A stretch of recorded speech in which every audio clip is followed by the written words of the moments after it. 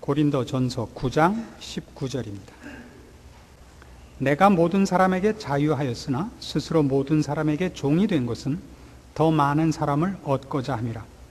유대인들에게는 내가 유대인과 같이 된 것은 유대인들을 얻고자 하며 율법 아래 있는 자들에게는 내가 율법 아래 있지 아니하나 율법 아래 있는 자같이 된 것은 율법 아래 있는 자들을 얻고자 하며 율법 없는 자에게는 내가 하나님께는 율법 없는 자가 아니요 도리어 그리스도의 율법 아래 있는 자나 율법 없는 자와 같이 된 것은 율법 없는 자들을 얻고자 함이라. 약한 자들에게는 내가 약한 자와 같이 된 것은 약한 자들을 얻고자 하며 여러 사람에게 내가 여러 모양이 된 것은 아무쪼록 몇몇 사람들을 구원코자 함이니 내가 복음을 위하여 모든 것을 행함은 복음에 참여하고자 함이라. 사도 바울은 그가 여러 사람을 얻기 위하여 그 사람들을 얻기 위해서 여러 모양이 되었다는 얘기를 지금 하고 있습니다. 그런데 이 얘기는 어떤 얘기 속에 나오는 것이냐면 우상 제물 먹는 얘기 속에 들어있는 얘기입니다. 이것이 이 문제를 훨씬 깊이 이해해야 되는 깊이 이해해야만 하는 것임을 우리에게 암시하고 있습니다.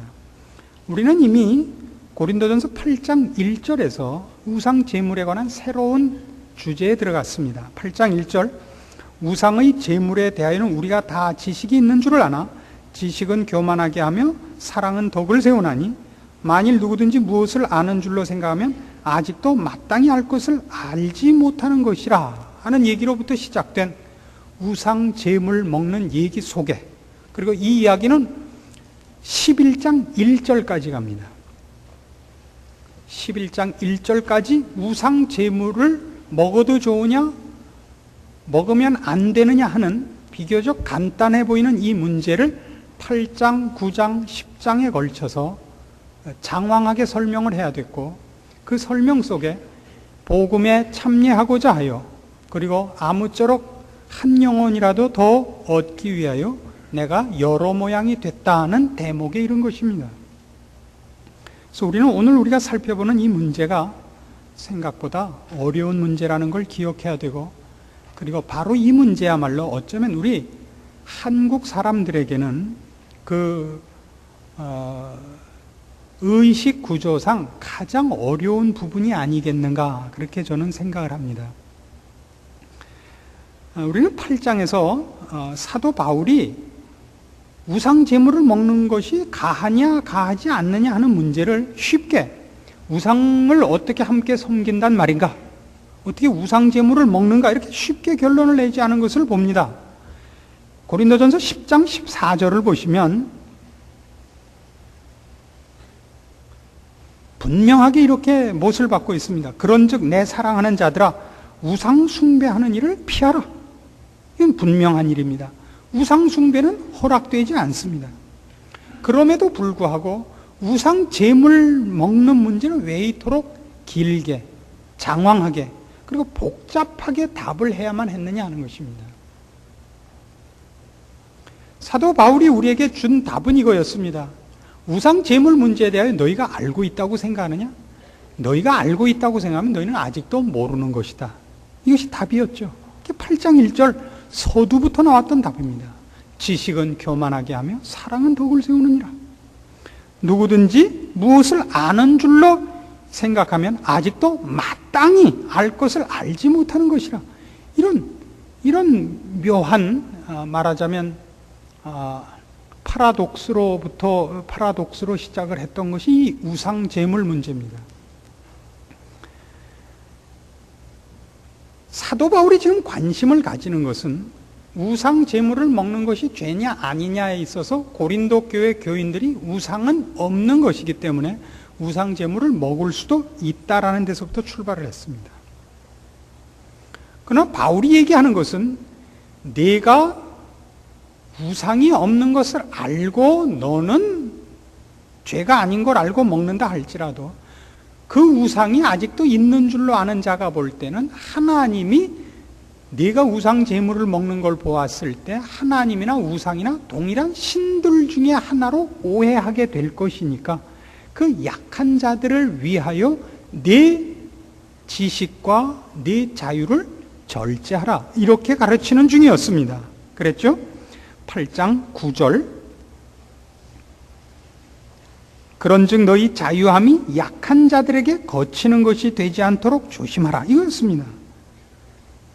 지식 있는 내가 우상의 집에 앉아 먹는 것을 누구든지 보면 그 약한 자들의 양심이 담력을 얻어 어찌 우상의 제물을 먹게 되지 않겠느냐. 그러면 내 지식으로 그 약한 자가 멸망하나니 그는 그리스도께서 위하여 죽으신 형제라. 이같이 너희가 형제에게 죄를 지어 그 약한 양심을 상하게 하는 것이 곧 그리스도에게 죄를 짓는 것이니라. 이것이었습니다. 이것이 핵심이었습니다.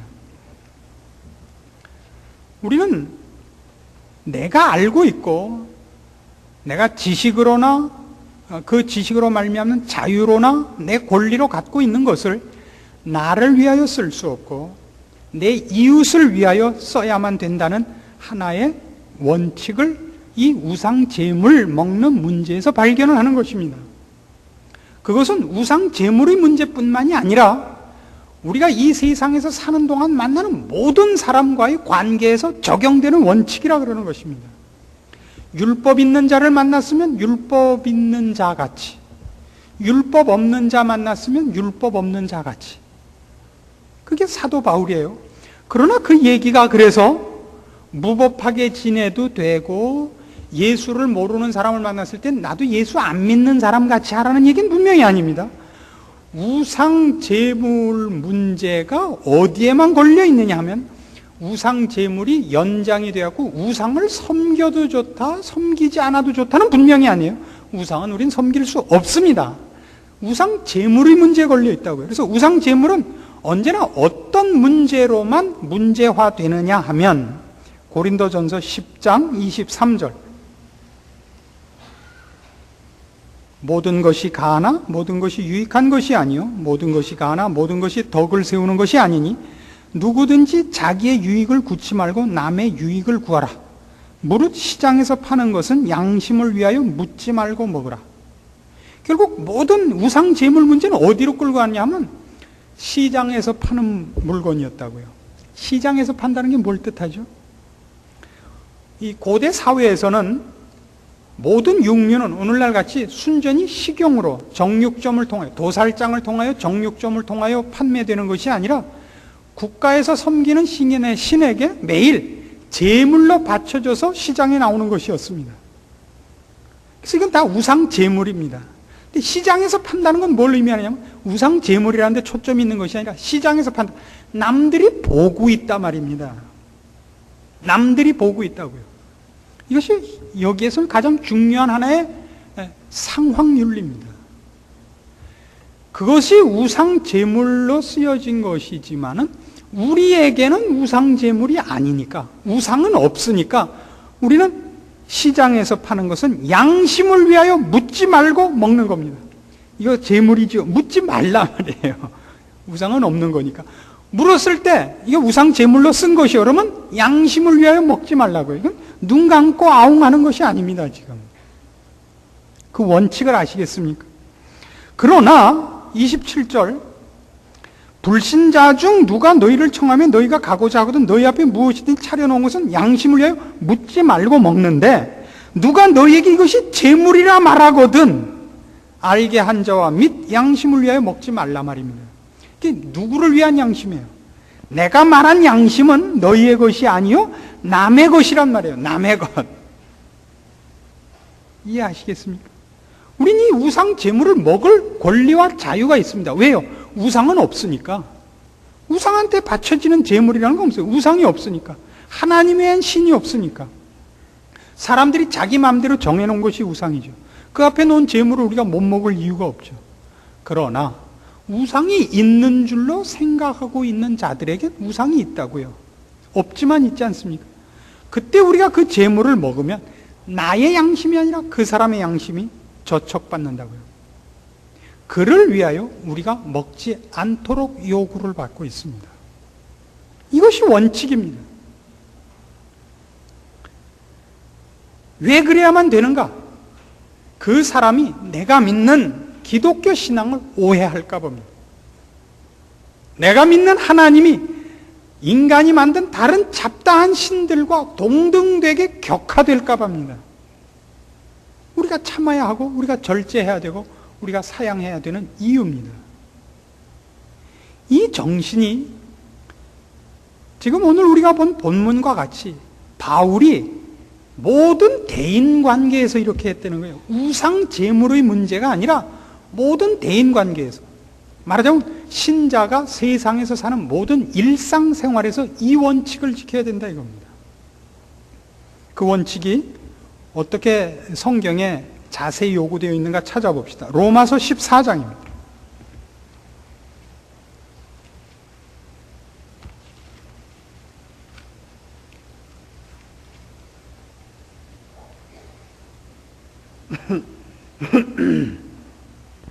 로마서 14장 1절 봅시다.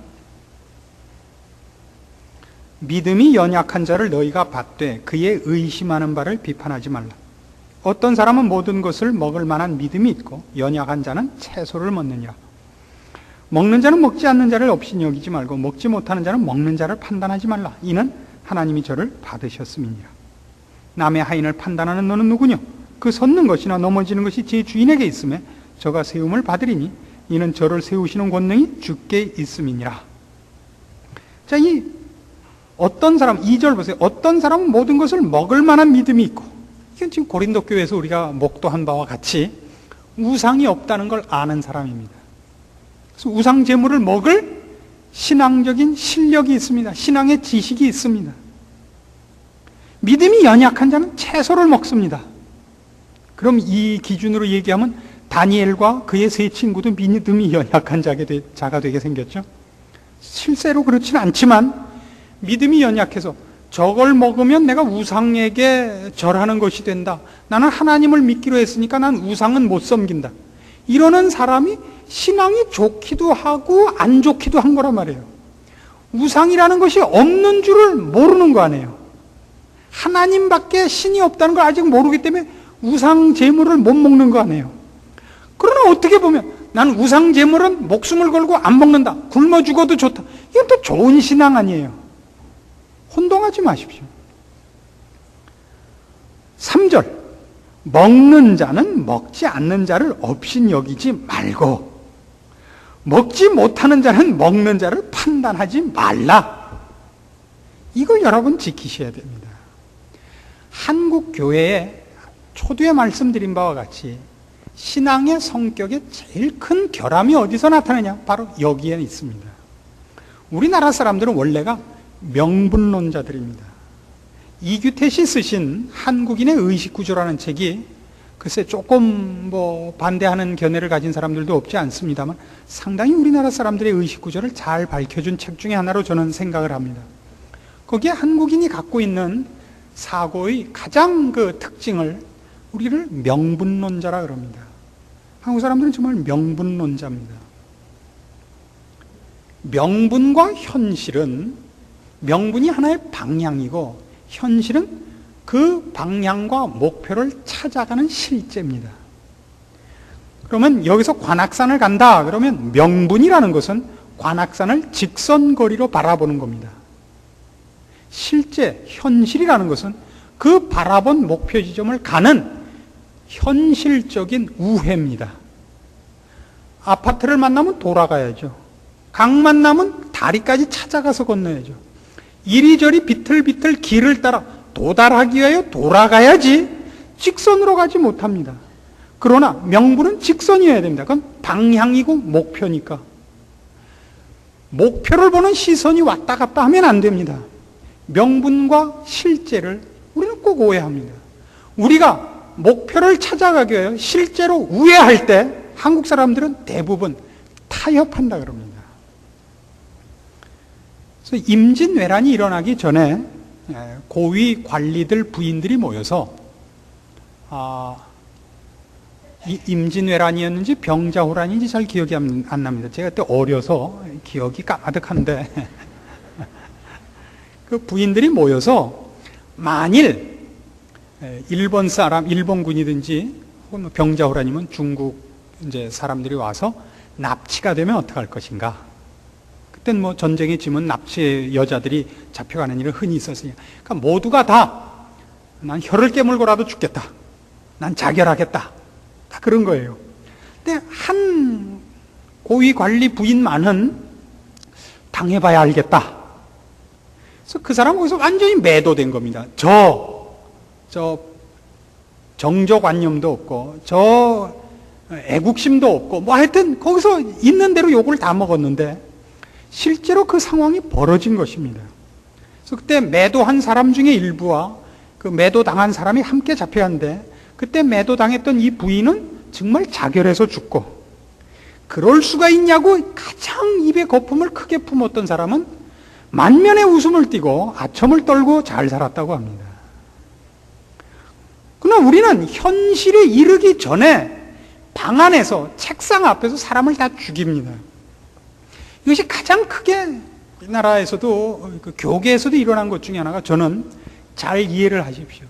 기도라든가 금식이라든가 선교라든가 구원 확신이라든가 은사라든가 그 사상이 안 스며든 데가 없다고 단언합니다. 그것이 무엇으로 증명이 되냐면, 지금 로마서 14장은 우리가 지금까지 살펴온 이 원리대로 하자면, 사도 바울이 한 얘기대로 하자면, 연약한 자의 그 연약함을 우리가 감당하도록, 그걸 버티도록 옆에서 위로자가 되고 도움이 되는 자가 되어야 되는데, 교계에 어떤 좋은 운동이든지 일어나면 그것으로 연약한 자를 일어나도록 위로한 예가 거의 없이, 그러지 않는 자에게 철퇴를 가하는 명분이 되곤 했습니다. 구원의 확신이라는 문제는 어디까지 부작용을 낳냐면, 그건 구원의 확신의 문제가 아니라 그것을 쓰는 우리나라 사람들의 사고방식인 것입니다. 제가 아는 어떤 목사님은 결혼할 때, 이제 목사가 돼서 결혼을 하게 됐는데, 부인하고 함께 자기가 자라난 교회 목사님께 이제 주례를 부탁을 하러 갔습니다. 목사님이 앉혀놓고 뭘 물었느냐 하면, 구원 확신이 있는가를 물으셨다고요. 자기 교회에서 자란 자기 제자 목사와 그의 부인이 될 사람을 앉혀놓고, 이런 일들이 왜 일어나는지 아십니까? 본인은 복음에 충성하고 주님께 충성하는 일이 그거라고 생각을 해서 자기가 충성하는 것이 상대방에게 어떤 파급 효과가 있느냐는 전혀 생각을 안 하고 있습니다. 하나님을 사랑하는 것이 이웃을 사랑하는 것으로 나타나느냐는 전혀 생각을 안 하고, 너희들은 다 주를 배반해도 나만은, 그래서 뭐가 겁나요? 누가 나 말고 누구라도 하나라도 더 주님께 충성해서 나 같은 사람이 둘이 생길까봐 겁을 내는 그런 신앙의 열심을 가진 불의신앙을 가지고 있어요. 둘이 될 수 없는 신앙. 그래서 누가 나와 비슷할까봐 겁을 내는 신앙들이 다 돼버린 것 같습니다. 제가 여기서 열을 내는 것을 여러분 좀 이해를 해 주십시오. 제가 열을 내야 되는 것보다 훨씬 적게 내고 있는 겁니다. 그래서 신앙에 조금 연륜이 있는 분들, 좀 더 그 열심을 가진 분들을 만나면 대화를 하기가 겁이 납니다. 많은 그런 분들을 만났습니다. 무슨 대화를 하다가 예를 들면 성령의 은사를 모두가 받아야 되는가? 아니면 누구한테는 있을 수 있고 누구한테는 없을 수도 있는가? 라는 얘기를 하다가 서로 견해가 다르면 끝에 어디로 가는지 아세요? 당신 하나님이 살아있는 걸 믿으세요? 일로 가는 거예요. 믿습니다. 하나님이 전지전능하다는 것도 믿으세요? 믿습니다. 근데 왜 은사를 안 믿어요? 아니 이게 무슨 뚱딴지 같은 말. 이 논리는 뭐하고 똑같으냐 하면요, 내일 아침에 해가 서쪽에서 뜰 것인가 동쪽에서 뜰 것인가 뭘 보면 알아요? 두말할 거 없어. 다음날 아침 되면 알아요. 근데 꼭 그걸 고집하는 사람이 이렇게 고집을 하는 거예요. 지금 우리나라가 노태우 씨가 대통령이라는 거 사실이죠? 이게 사실이죠. 그거 봐요. 사실이잖아요. 내일 서쪽에서 해가 뜬다니까요. 이건 아무 상관없는 논리 아니에요. 정확한 진리를 자기 입으로 선언했다고 해서 이제 그 입으로 나오는 건 뭐든지 사실이에요? 그렇지 않죠. 그러나 여러분 지금 남의 나라 얘기하는 것 같지만 여러분이 여기에 저촉되어 있는 사람들이라고요. 여러분은 교회에 오셔서, 우리 교회에 나오셔서 여기서 사귄 사람이 누가 있습니까? 여러분은 모두 구역에 나가십니까? 특별히 남자 성도 여러분은? 안 합니다. 왜 안 하죠? 여러분은 다 두려워하기 때문입니다. 같이 예수를 믿는 사람끼리도 사람 사귀기를 두려워합니다. 두려워하는 가장 큰 이유 중에 하나는 여러분은 믿지고 싶지 않기 때문입니다. 그러나 하나님과 외면할 마음은 없습니다. 같이 예수를 믿는 사람하고 친할 마음도 없습니다. 이건 사기입니다. 하나님과 관계가 화목이 됐으면 여러분은 당연히 이웃과 화목해야 됩니다. 그러기 위하여 여러분은 먼저 믿으셔야 됩니다. 여러분은 먼저 율법 없는 자에겐 율법 없는 자같이, 율법 있는 자에겐 율법 있는 자같이, 연약한 자에겐 연약한 자같이 여러분은 찾아갈 의무가 있습니다. 안 하고 떳떳합니다. 왜 안 하냐고 하면 여러분은 너무나 떳떳한 핑계를 갖고 있습니다. 바빠서요. 아유, 그거 가면 가짜는 사람들끼리 모여서 가짜는 소리 하는데 귀찮잖아요. 이런 걸 너무나 떳떳하게, 마치 우리가 누구 보고 예수 믿으라 할 때 하나님도 없는데 믿으라 하니까 그 가짜는 걸 어떻게 믿습니까? 이런 얘기 들었을 때 여러분이 그 사람을 정상적으로 보시겠어요? 즉 하나님이 계신 걸 당연시하고 그 신앙을 갖고 있으면서 동일한 것이 이웃에게 나오지 않고 있다면 여러분은 아직도 여러분이 하나님을 믿고 있다는 것이 무슨 말인지 모르는 것입니다. 여러분은 질 준비가 되어 있지 않고 양보할 준비가 되어 있지 않습니다. 여러분은 여러분의 자식 얘기는 귀담아 듣고, 아니 여러분의 손주 얘기는 귀담아 듣습니다. 손주 얘기를 알아듣는 것은 낳은 엄마하고 할머니하고 할아버지밖에 없습니다. 왜 알아듣죠? 알아들을 열심이 있기 때문입니다. 알아들을 열심이 있기 때문입니다. 그것이 신자가 가져야 하는 태도인 것입니다. 남을 판단하려고 여러분은 눈을 부릅뜨고 있으니까 아무도 만날 수 없고 아무에게도 여러분을 절제하고 낮추고 굽히지 못합니다. 5절 보실까요? 로마서 14장 5절. 혹은 이 날을 저 날보다 낮게 여기고 혹은 모든 날을 같게 여기나니 각각 자기 마음에 확정할지니라. 나를 중히 여기는 자도 주를 위하여 중히 여기고 먹는 자도 주를 위하여 먹으니 이는 하나님께 감사하며 먹지 않는 자도 주를 위하여 먹지 아니하며 하나님께 감사하느니라. 우리 중에 누구든지 자기를 위하여 사는 자가 없고 자기를 위하여 죽는 자도 없도다. 우리가 살아도 주를 위하여 살고 죽어도 주를 위하여 죽나니 그러므로 사나 죽으나 우리가 주의 것이로라. 이 유명한 14장의 7절과 8절, 우리 중에 누구든지 자기를 위하여 사는 자가 없고 자기를 위하여 죽는 자도 없고 사나 죽으나 우리가 주의 것이라는 이 꼭 이제 목에 칼이 들어올 참형을 받을 자리에서나 뱉을 것 같은 이 비장무쌍한 고백이 무엇에서 나오느냐 하면 우상제물을 먹어도 좋은가? 먹으면 안 되는가? 안식일이 더 중요한가? 주일이 더 중요한가? 이런 싸움에서 나오는 겁니다. 목에 총칼을 대고 당신 예수 계속 믿을 거야 안 믿을 거야가 아니라 상대방이 기도할 때 눈을 떴느냐 안 떴느냐 그 싸움에 적용하려는 거예요. 우리 중에 아무든지 누구든지 자기를 위하여 사는 자가 없고 자기를 위하여 죽는 자가 없는 겁니다. 누가 남 기도하는 거 눈 뜨고 본 거 보고 마음의 시험을 받아서 어떻게 그 사람은 기도하는데 눈을 떠? 자기는 뭘로 본 거예요? 그게 마음에 걸려서 그래서 꼭 쫓아가서 그 얘기를 해주고야 말아야 속이 풀리는 이 못된 가시를 뽑으세요. 그 못된 가시를. 성가대에서 노래 부를 때 너무 위를 쳐다보는 그 눈자 위 희게 많이 나오는 게 보기 싫어. 그게 마음에 걸려서 40일 금식 기도를 했다는 사람이 있어요. 그래서 결국 그걸 고쳐주고 나서야 밤잠이 온 사람. 매우 못된 마음입니다. 그게 우리는 훨씬 마음에 걸리는 거예요. 그게 마음에 걸려요. 그죠?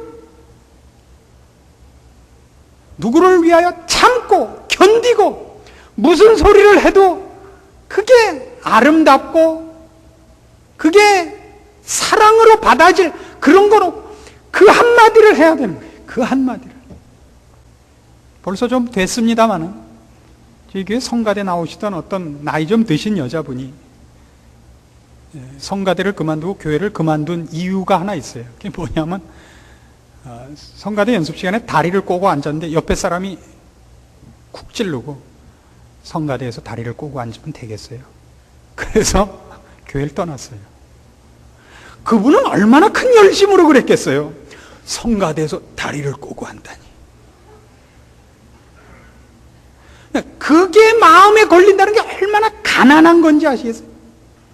다리를 꼰 게 마음에 걸리는 신앙 형태가 한국 교회 신앙의 현주소입니다. 잘난 척할 거 없습니다. 미국이 철수한 곳에 한국 선교사를 보낸다고요?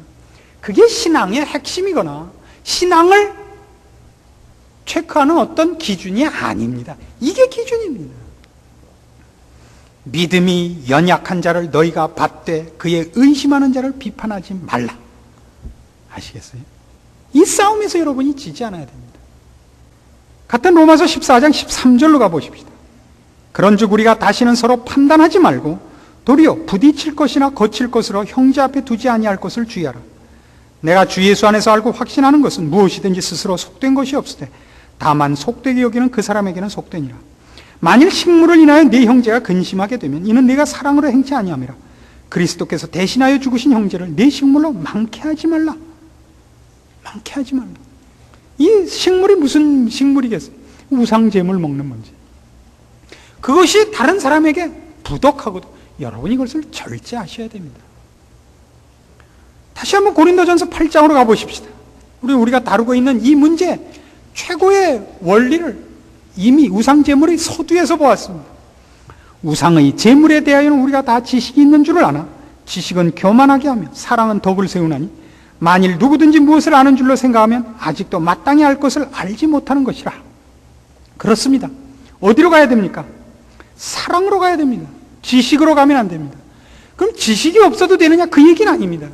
지식은 우리를 어디로 인도하느냐 하면 상대방을 용납하고 인도하여 우리가 아는 지식에 그 사람을 도달시키기 위한 지식으로 가야 됩니다. 그래서 그 지식이 사랑이라는 방법으로 쓰여져야 됩니다. 그 내용이, 지식이라는 내용이 지식이라는 방법으로 사용되면 그건 언제나 정죄와 잘난 척으로 갑니다. 그 지식의 내용과 목적지를 사랑으로 인도해서 상대방이 그 지식에 도달하도록 해야 됩니다. 그러기 위해 맨 처음 해야 하는 것, 기다리는 것입니다. 상대방 편을 드는 것입니다. 그것이 사도 바울이 얘기하는 모든 사람을 대하여 모든 사람같이 됐다는 고백입니다. 그를 비판하러 가지 않습니다. 그를 정죄하러 가지 않습니다. 그를 고칠 것이지만 그의 편에 서서 사랑으로 그 사람을 하나님이 내게 알려주시고 허락한 모든 하나님의 충만하신 신령한 복의 자리에까지 도달시키게 하기 위하여 우리는 우리를 낮추고 우리 이웃 앞에 서는 것입니다. 이것이 결국 이 고린도전서를 어디로 끌고 가느냐? 13장으로 끌고 가는 이유입니다.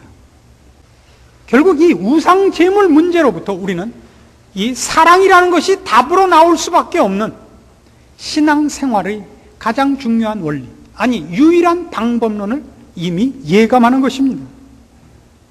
그 앞에 있었던 13장 서두가 무엇인가를 주의 깊게 보십시오.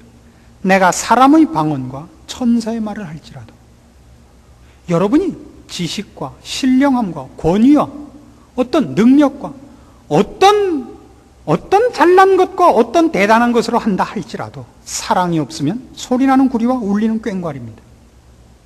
상대방에게 아무런 설득력이 없다고. 내가 예언하는 능이 있어 모든 비밀과 모든 지식을 알고 또 산을 옮길 만한 모든 믿음이 있을지라도 내가 하나님과 아무리 가깝고 하나님의 모든 계획에 통달하고 있고 하나님과 동역하고 있다 할지라도 사랑이 없으면 내가 알고 있는 것, 내 손에 갖고 있는 것으로 아무런 열매를 맺지 못하는 것입니다. 내가 내게 있는 모든 것으로 구제하고 또 내 몸을 불사르게 내어줄지라도 내가 열심히 있고 내가 가진 신령한 것을 나누어 주려고 마음 먹고 있다 할지라도 그것을 여러분이 사랑으로 하지 않고 지식으로 하면 여러분은 거치는 자밖에 되지 않습니다. 거치는 자밖에 되지 않습니다. 그 사랑은 어찌해야 되는가? 여러분이 갖고 있는 신령한 것들, 여러분의 고급한 신앙이 무엇으로 나와야 되는가? 어떤 방법과 어떤 포장 속에 있어야 되는가? 오래 참고, 오래 참고, 오래 참고. 제가 단독 목회를 시작한다고 하자 여러 사람이 손에 장을 지지겠다고 공탁을 했습니다.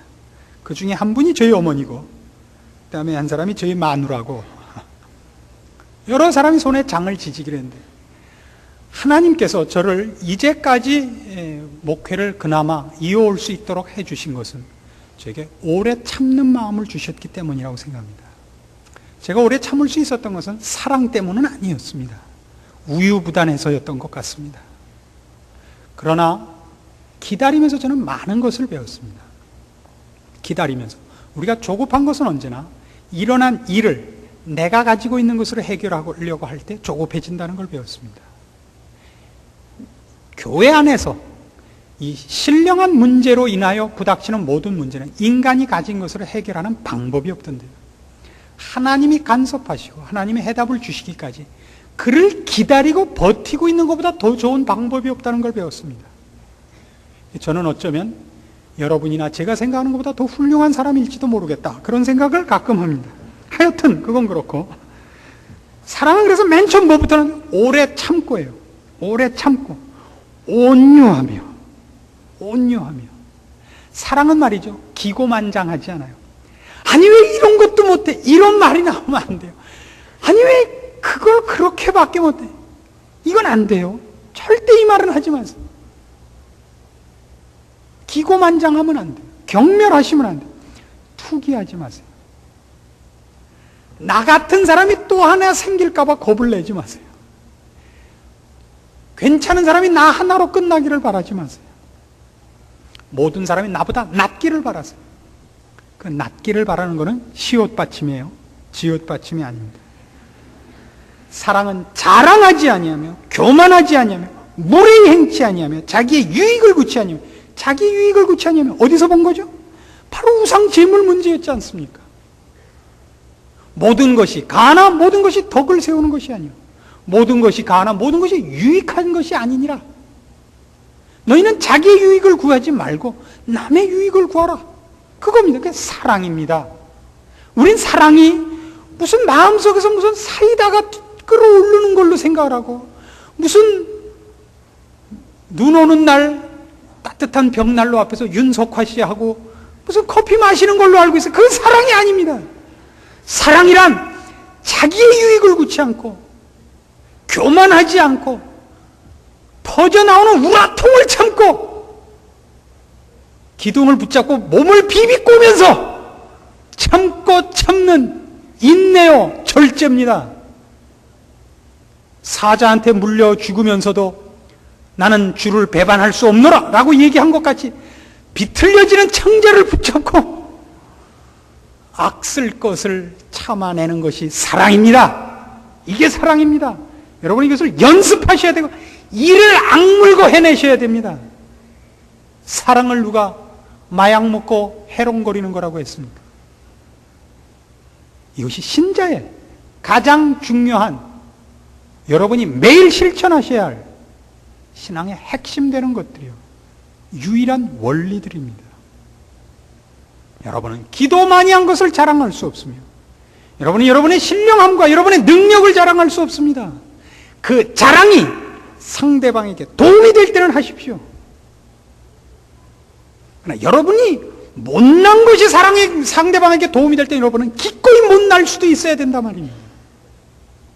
그렇게만 한다면, 그럴 수만 있다면 사도 바울이 기꺼이 자기를 낮췄던 것을 아십니까? 고린도후서 12장입니다. 11장, 고린도후서 11장 22절. 자, 사도 바울의 자랑을 잘 보세요. 저희가 히브리인이냐? 나도 그러하며. 저희가 이스라엘인이냐? 나도 그러하며. 저희가 아브라함의 씨냐? 나도 그러하며. 저희가 그리스도의 일꾼이냐? 정신없는 말을 하거니와 나도 더욱 그러하도다. 내가 수고를 넘치도록 하고 옥에 갇히기도 더 많이 하고 매도 수없이 맞고 여러 번 죽을 뻔하였으니 유대인들에게 40에 하나 감한매를 5번 맞았으며 3번 태장으로 맞고 1번 돌로 맞고 3번 파선하는데 일주일을 기품에서 지냈으며 여러 번 여행해 강의 위험과 강도의 위험과 동족의 위험과 이방인의 위험과 시내의 위험과 광야의 위험과 바다의 위험과 거짓 형제 중의 위험을 당하고 또 수고하며 애쓰고 여러 번 자지 못하고 줄이며 목마르고 여러 번 굶고 춥고 헐벗었노라. 주를 향한 사도 바울의 열심입니다. 그의 몸을 정말 불사르게 내어준 것입니다. 그럼에도 불구하고 이외의 일은 고사고 오히려 날마다 내 속에 눌리는 일이 있으니 곧 모든 교회를 위하여 염려하는 것이라. 누가 약하면 내가 약하지 아니하며 누가 실족하게 되면 내가 애타하지 않더냐. 그런 사랑을 갖고 있습니다. 주를 향한 헌신의 열심과 교회를 향한 사랑이 있습니다. 그러나 그가 무엇을 자랑하는가 보십시오. 그가 얼마나 대단한 위인인가를 자랑하지 않습니다. 내가 부득불 자랑할진대 나의 약한 것을 자랑하리라. 주 예수의 아버지 영원히 찬송할 하나님이 나의 거짓말이 아니하는 줄을 아시느니라. 다메섹에서 아레다 왕의 방백이 나를 잡으려고 다메섹 성을 지킬새 내가 광주리를 타고 들창문으로 성벽을 내려가 그 손에서 벗어났노라. 이건 얼마나 느닷없는 고백입니까? 그는 5번 40에 하나 감한매를 5번 맞고 3번 태장으로 맞고 파선당하고 강도를 만나고 죽을 뻔한 게 한두 번이 아닙니다.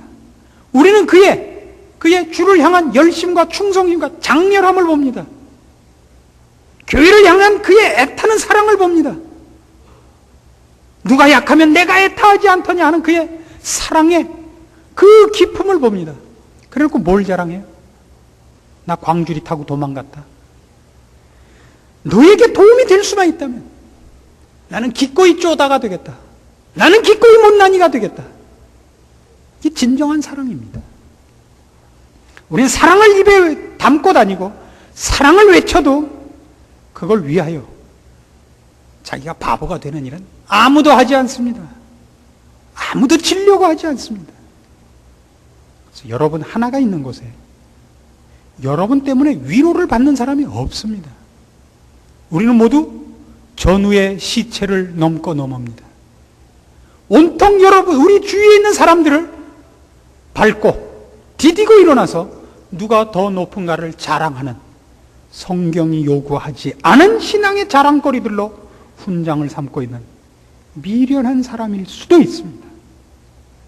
오늘 성경의 가르침을 따라서 여러분의 신앙을 이 말씀으로 새롭게 조명하시고 하나님이 기뻐하시는 사람으로 여러분의 여생을 신자답게 사랑 가운데서 주님과 동행하고 승리하시는 여생이 되기를 권합니다.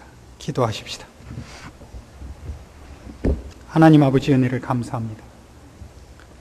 우리로 주를 사랑하게 하시며 이웃을 사랑하게 하시옵소서. 그리하여 친구를 위하여 자기를 버리는 자가 가장 큰 사랑을 베푸는 자라는 주님의 말씀을 우리 몸으로 실천하게 하시옵소서. 그렇게 하기 위하여 굳은 신앙 주시고 주를 닮게 하시고 주님께서 무엇을 좋아하시는지 우리로 깨닫게 하시고 뒤쫓게 하시옵소서.